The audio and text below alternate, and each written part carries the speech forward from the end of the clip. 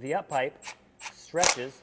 Hey guys, it's Charlie here at KC Turbos. Today we're going to be going over OBS, which would be the old body style 7.3 up pipe installation. Some issues that we see. It's not a brand specific issue, but these up pipes are pain in the butt to install, especially with it being a T4 turbo and having those 4 bolts back there. The pedestal design makes it a little harder to install. We see lots of questions from customers with up pipe installation issues, not just from when they're bought from us. We work with lots of different brands, and we see kind of a common trend we want to go over and help. First of all, let's look at what an OBS bellowed up pipe is versus what the stock one was. So you come and look at this one. The stock up pipes had a donut gasket in there, and the donut gasket could actually slide and seat. The problem is once these donut gasket wore out, you can actually see it was leaking past it. You can see where the donut gasket literally rubbed through right there, and then it would leak. These weren't great for longevity, and under higher horsepower they would leak and cause EGTs and high smoke. So if you switch over to a bellowed up pipe design, this bellow takes the place of the donut gasket. You might think, you know, they're not even similar. How does the bellow take the place of the donut gasket? Well, the bellow is flexible. It moves. It can squish. It can lengthen. It allows a little bit of movement. That's kind of what the donut gasket did. It allowed you to install the up pipes and it's supposed to seat into place. But it being a bellow, sometimes they need to be stretched or maneuvered around a little bit during installation, and we're going to go over that today. So we're not going to do this in the cab because you won't be able to see anything. We're going to do it on an engine stand so you can see where the bolts are and what order we recommend doing it, and it'll make it easier to understand what's happening back there behind the engine. We're going to show you 3 different up pipes as we install them and how the fitment is different, but how the bellow can fix all those problems. So let's get this one in. This one is a very tight fit. You can see it goes in very tight. You would say this one's almost the perfect length. There's very little gap up here. There's very little gap down there. But this tight of a fit can be very hard to install. But the bellow does flex and squish, so you can get it on there. Here's another brand that we work with. You can see this one fits much easier, but there's a gap right here. We often get people, whether you have the gap at the top or the gap at the bottom, can you see how big of a gap there is right there? The bellow will take up that gap. Let me show you another one. This one has a slightly bigger gap, but it's still there. Gap on the top, gap on the bottom.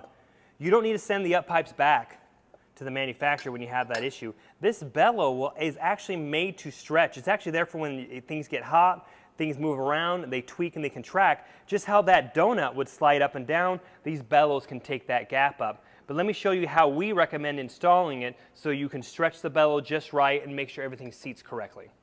The first thing we recommend is the first piece would be the driver's side up pipe. You want to install that first before any of the other stuff, and I'll show you why later. But install this all by itself without the collector, and when you're putting the bolts in, I recommend putting them from the top down so gravity isn't fighting against you. Some people recommend to do it the other way, but when you flip the bolts the other way, when you're laying on the ground, sometimes they'll jiggle loose and fall on the ground.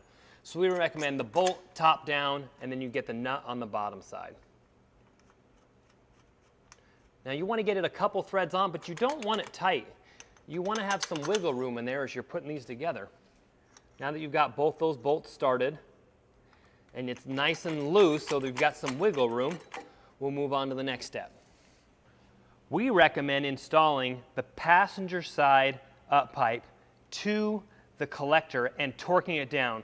Make sure to use all the right gaskets and the right bolts and everything. Every kit's different, so we're not going to focus on what the sizes of the nuts are because sometimes they're Allen, sometimes they're not. But what you want to do is install the passenger side and have this done and torqued because these get almost impossible to reach and get to once it gets in the truck. So you've got your passenger side up pipe, tightened, gaskets in there, everything is good. You'll never have to mess with these bolts again.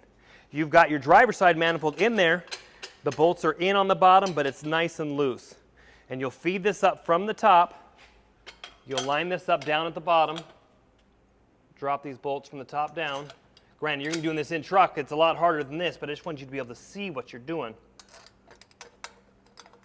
Get those bolts in from the top down. Get the nut started on them. Leave it nice and loose. You need that wiggle room. So now you've got both pipes in there and this isn't connected. Make sure you got your gaskets in there, and then it should be easy enough to get everything just started in there. And the reason we do it this way is because these bolts are more of a direct shot from the bottom to get started. So it's much easier to get at these with some extensions from the bottom of the truck. These become almost impossible to get because of the angles that you're at. So you want to get those started, get them in there good, but not completely tight. You want it to be able to move and wiggle like this because it'll make it easier to get the turbo lined up, which is also a pain in the butt. So loose, loose, tight, loose, and then install your turbo.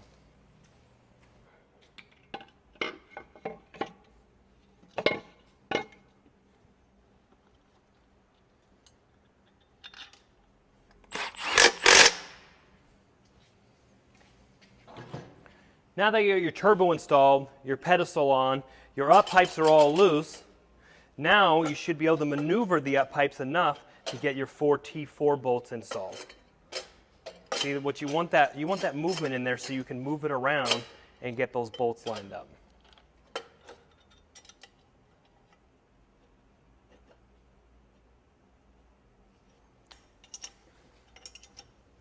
It's really helpful to have a half moon wrench or use some crow's foot to get these bottom bolts because it's really hard to get at them. As you're tightening all these bolts, these up pipes will move. Sometimes they'll rub against the block, sometimes they won't. I just want to show you that as you tighten this, can you see how much those up pipes are moving? They will move around as you're getting them, but as you tighten them, they should sink right into place. So now that you've got your T4 flange tight, these are tight, you still have these 3 areas that you still need to tighten. But I want to focus on right here. We've got all this installed. This is nice and tight. You get to the bottom, you see that gap? That's not abnormal and it's not a problem. These bellows are made to flex. I've tried lots of brands. We work with great companies like Riff Raff, Full Force Diesel, and other guys that maybe buy up pipes from them but use our turbo. And they'll call us and tell us there's a problem with the up pipes and need to return them, or they think there's a problem with the casting of the turbo. This is not abnormal, and I want to show you what happens when you tighten these bolts. Notice how close the up pipe is to the block, and then there's the big gap at the bottom. Let's go ahead and tighten these. You'll notice the up pipe stretches right into place.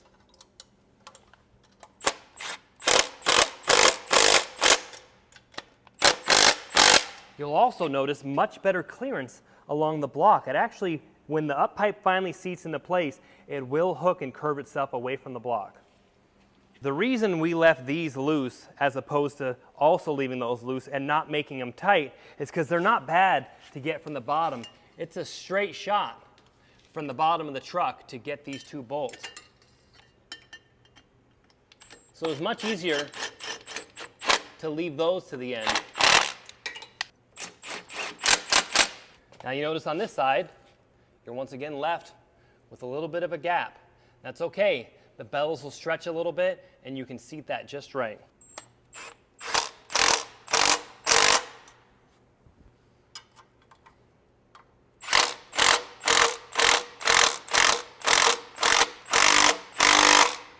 So now it's perfectly seated here. It's sucked itself away from the block. You got plenty of clearance all along here, and now everything is tight and leak-free. All right, you got your new bellowed up pipes installed. They're much stronger than the old donut gaskets and less likely to leak down the road. Everything's nice and tight, and the other reason for the bellow is because these do move and stretch under extreme heat. So these bellows are made to flex. They can flex left, right, up, down, they can shorten, and they can lengthen. But this was not meant to flex or move. And what you would happen is you'd end up with a pipe that's ground through where it was flexing and moving and twisting. So now you should have many trouble-free miles with your bellowed up pipes.